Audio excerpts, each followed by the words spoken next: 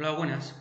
Aquí voy a presentar mi circuito de garaje de una lavadora con 3 ciclos, un lavado normal, ¿vale?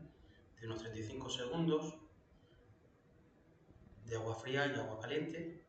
Y luego tengo la entrada I5 y la entrada I6, que las he aprovechado para hacer un centrifugado rápido, y a partir de la I6 un lavado de agua fría.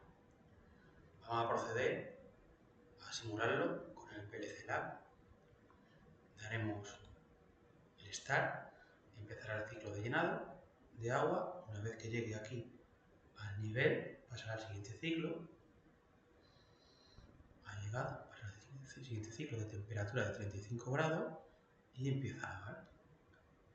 Cuando llega la duración del ciclo, vacía el agua, baja temperatura y termina el lavado. Damos a finalizar, a confirmar en el S5 y ahora damos a la entrada I5 de hacer un prelavado. Un lavado corto de unos 10 segundos, que haría a forma de secado de ropa.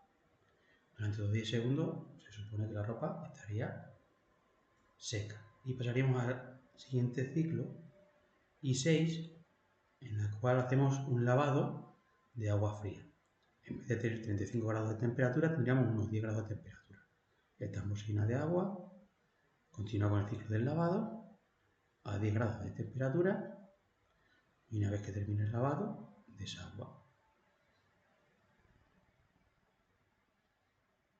Confirmamos y este es el ciclo que tengo de lavado.